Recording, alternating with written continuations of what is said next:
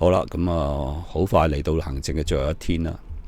咁最主要就去睇呢個鳳凰古城嘅日間景色，同埋坐呢個觀光船呢去欣賞呢個鳳凰古城，同埋去呢一個沈從文嘅故居，同埋去呢一個虹橋。咁第日6點9我去食早餐啦。咁好似打仗咁，我連水都飲唔到呢個早餐嚇，我就覺得呢間5星級嘅安排麻麻嚇。食完早餐之後就去呢個鳳凰古城睇呢個鳳凰古城嘅日頭嘅景色。古城呢，就是在這個南華山的山腳下，是非常小的一個地方。咁呢度就係鳳凰古城嚇嗰個廣場啦嚇。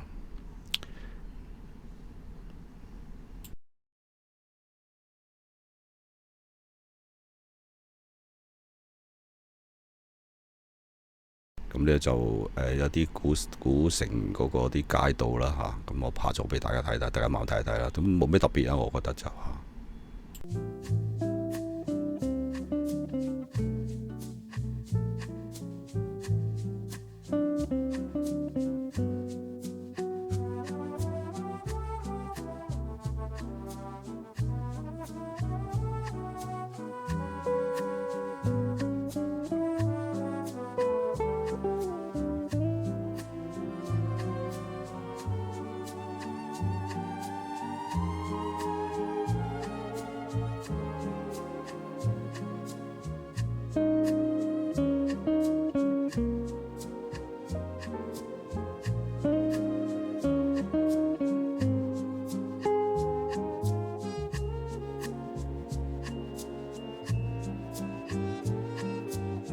咁嚟到呢參觀呢個沈從文嘅展覽館啦嚇。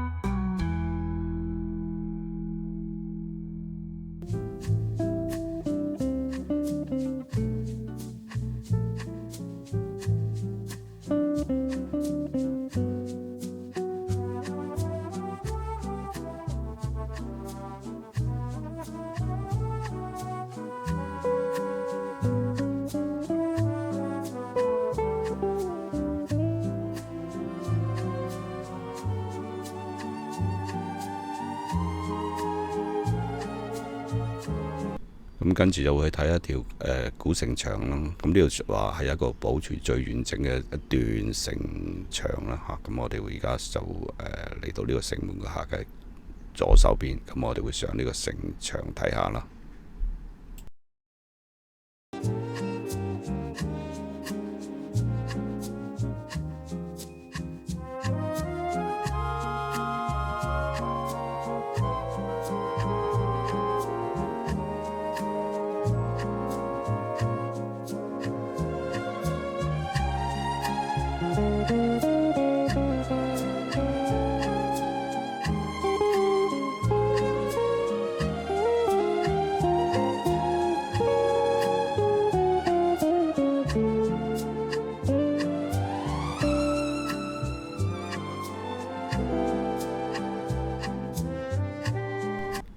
咁呢度就喺呢個城牆上邊欣賞下邊呢個鳳凰古城，我哋琴晚嘅睇嗰個夜景啦嚇。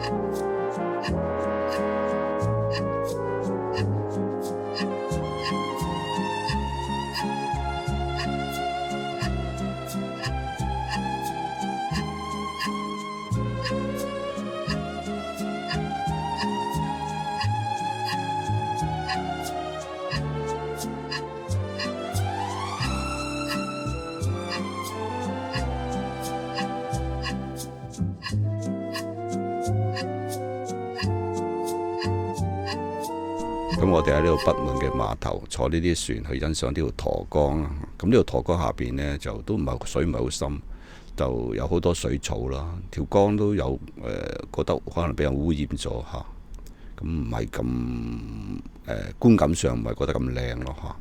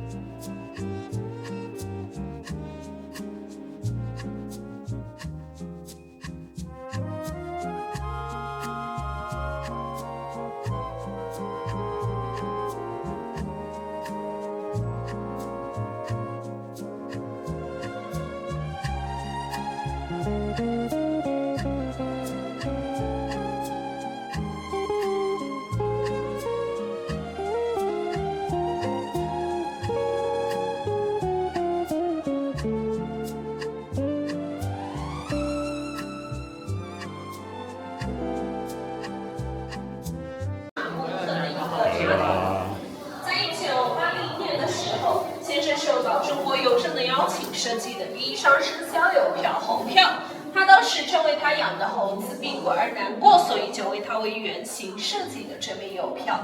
它还有一个外号叫做猴他爹，这是先生为他的表叔，我国著名的作家沈从文先生墓地的题词。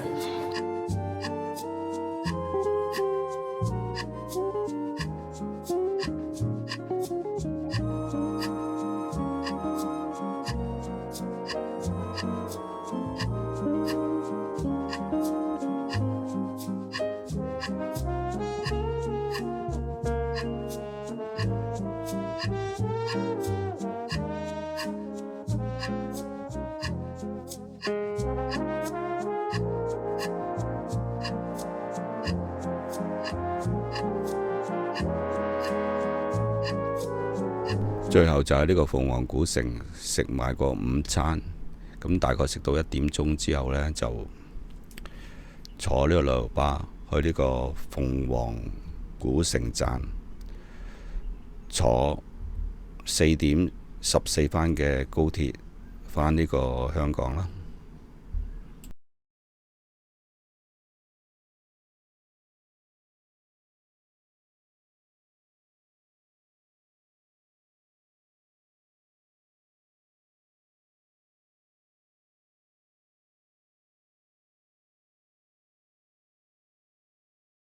咁2點鐘就嚟到呢度鳳凰古城站，坐高鐵返香港啦。